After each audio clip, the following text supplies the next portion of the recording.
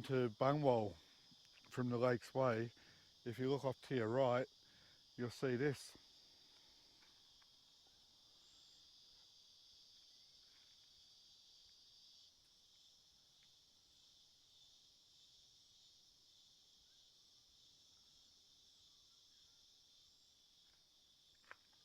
So I'm only 100 metres off the road, just a little dirt track. There is actually a street, but it turns into a dirt track. A couple of guys down here with their cars and trailer, so they obviously use that as a makeshift boat ramp. You could almost set up camp down here. It's a clean spot. It's a bit of a clear area, so I'm not sure if people actually do camp here. But if they do, they leave it clean, which is the most important thing. Right, I'm going to head back onto the road. I think I might turn off and go to Smith's Lakes and just show you around there. I'm in no rush to get to Foster. I haven't got anything booked at this point, so just play it by ear.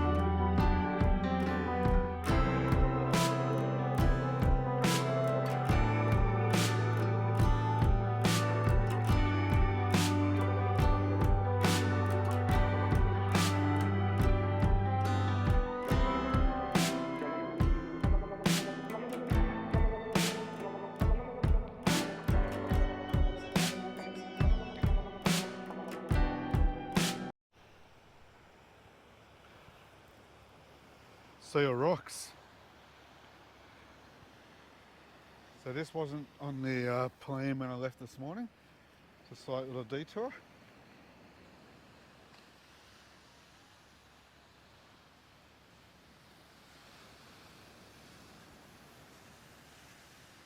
I think this would be an awesome spearfishing spot without that wind.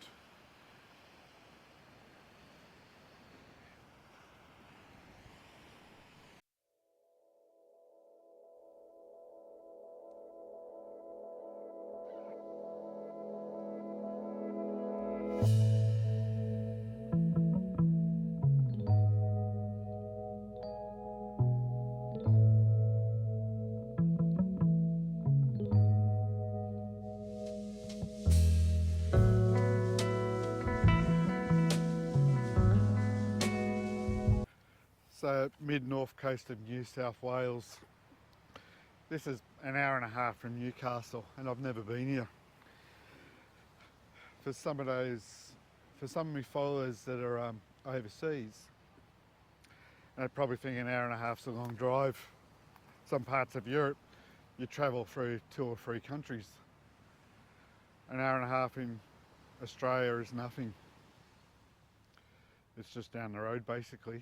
So I need to get out and see more of these locations. They're everywhere. It's just we fall into that trap, I suppose, of going back to those same locations that we've already been to. Have a look at this.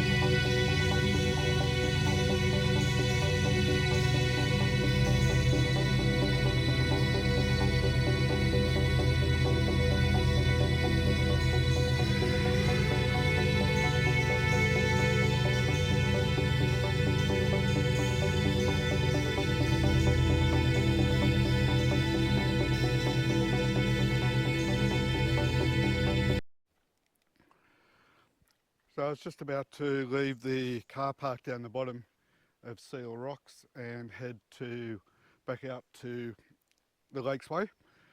And I've seen a little sign which was slightly covered by bush in the car park saying Sugar Point Lighthouse. So I followed the road up. There's a little car park. There's some signs back there.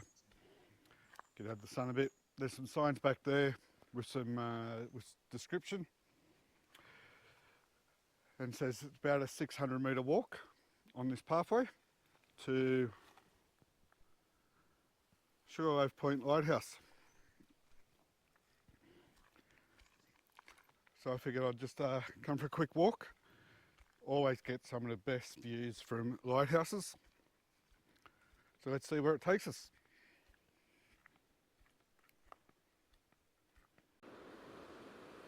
So this is just at the base of the lighthouse. The lighthouse is just up the top there. And this cliff facing in front of me has I guess over the years has just been washed away to the point there's a big hole in the base of it and the water just surges through.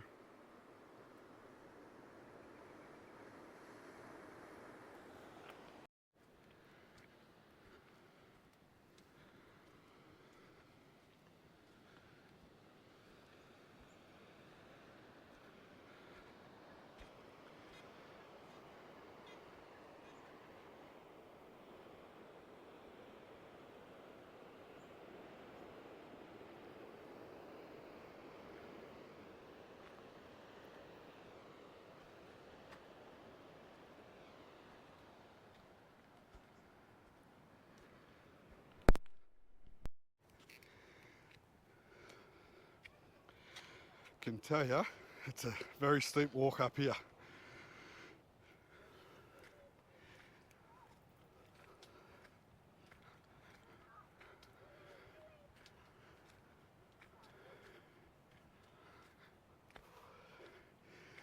Oh, this is hurting. Hopefully the views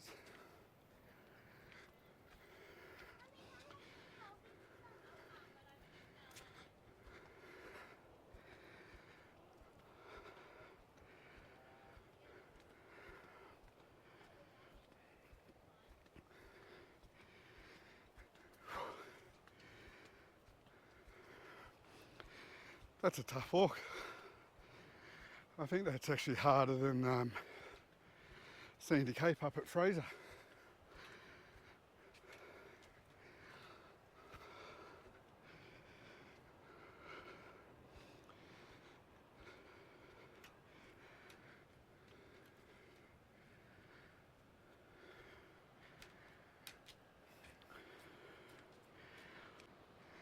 You can imagine this would be an ideal location to watch the whales.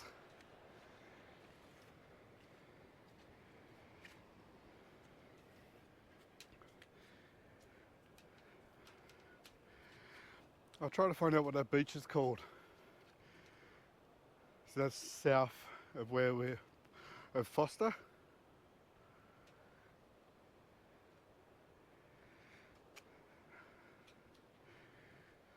And looking back up north towards Foster. I don't think I get a good view of it, sorry. Okay, we'll see if we can get a better view from the lighthouse itself.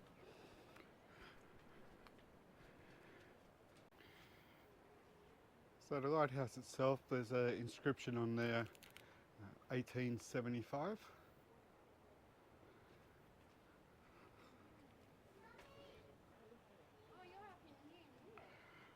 So it's just over 6.4 metres tall and an internal diameter of 3.4 metres. Unlike most lighthouses, this tower did not need to be very tall due to the extreme height of the cliff.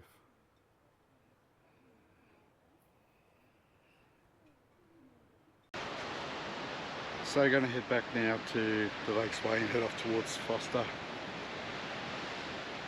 If you get the opportunity and you're not time poor, which most of us are, turn off, take that little side road that you've never travelled down before. You never know what you're going to find. So I've just found two great little spots. I've driven past that turn off to come down here to Seal Rocks, I don't know, maybe 100 times. I know it's hard, you know, we've all got plans, we're all time poor, but try not to make it that way. Try to just get out there and enjoy it. Try not to set a time or leave the time frame that tight that you can't pull off the side of the road. Pull off, go explore, you never know. There might be nothing at the end of that road. But then again, there might be that hidden treasure.